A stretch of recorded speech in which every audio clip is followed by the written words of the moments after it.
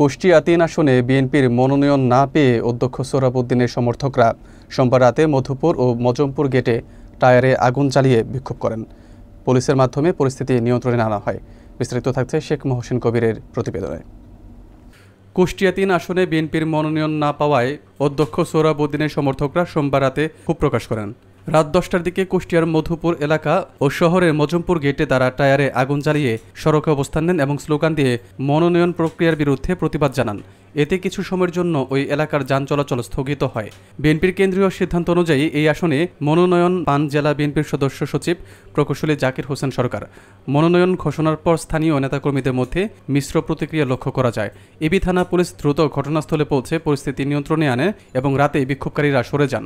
স্থানীয় রাজনৈতিক পর্যবেক্ষকরা মনে করছেন চলমান মনোনয়ন বিতর্ক কুষ্টিয়ার রাজনৈতিক উত্তাপ বাড়িয়েছে। তারা বলছেন নির্বাচনী মৌসুমে দলের মনোনয়ন সংক্রান্ত বিষয়গুলো জনমতকে প্রভাবিত করতে পারে এবং এতে দলীয় একতা ও কার্যক্রমেও প্রভাব পড়তে পারে।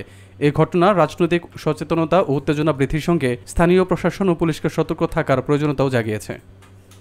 অধ্যক্ষ সোহরাবউদ্দিনের যে নেতাকর্মীবৃন্দ আপনারা আজকে রাস্তায় দাঁড়িয়ে বিক্ষোভ করেছেন, আমি আপনাদের সবাইকে অশেষ কৃতজ্ঞতা জানাতে চাই।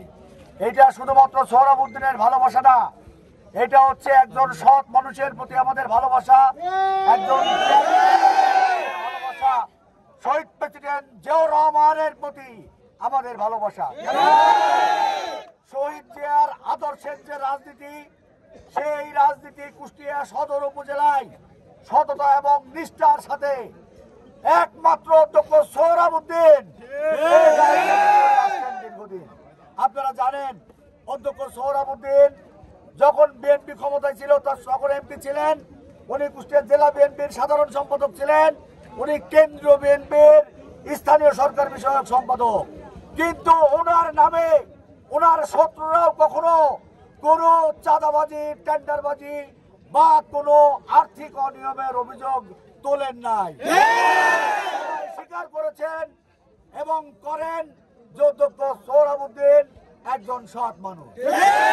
আপনারা জানেন এই অধ্যক্ষ সোহরাবউদ্দিন মহান স্বাধীনতার ঘোষক, এই বাংলাদেশ জাতীয়তাবাদী দলের প্রতিষ্ঠাতা শহীদ প্রেসিডেন্ট জিয়াউর রহমানের নির্দেশ ক্রমে এই মুক্তিযুদ্ধে অংশ নিয়েছিলেন, এই দেশটাকে স্বাধীন করেছেন। 90-এর গণ অভ্যুত্থানের সময়ে অধ্যক্ষ সোহরাবউদ্দিন এরশাদ বিরোধী আন্দোলনে বিএনপির পক্ষ থেকে সাহসী ভূমিকা পালন করেছেন, গুলিবিদ্ধ হয়েছে।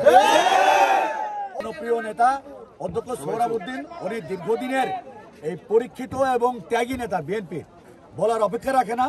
90-এর গণ অভ্যুত্থানের পরে এবং 71-এ উনি মহান মুক্তিযুদ্ধে অংশ নিয়েছেন, 90-এর গণ অভ্যুত্থানে অংশ নিয়েছেন, 24-এর এই যে জুলাই আন্দোলনে সেখানে উনি নেতৃত্ব দিয়েছেন, গুলিবিদ্ধ হয়েছেন এবং উনি বিএনপির এই কুষ্টিয়া জেলা বিএনপির সাধারণ সম্পাদক ছিলেন, সদরের সাবেক এমপি ছিলেন।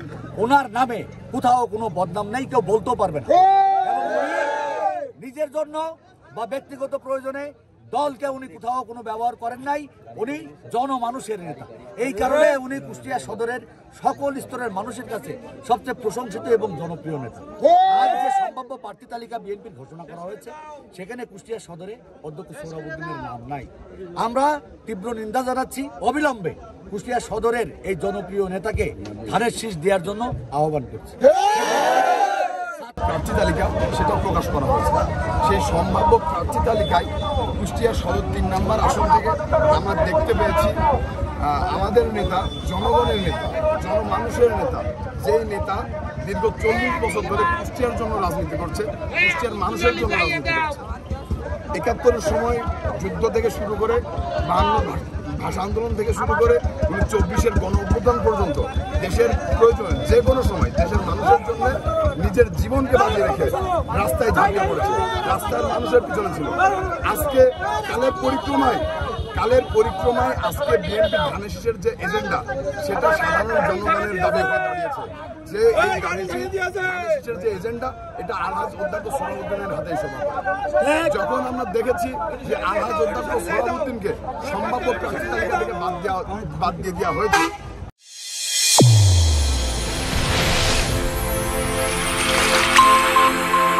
চ্যানেল A1 হৃদয়ের স্পন্দন।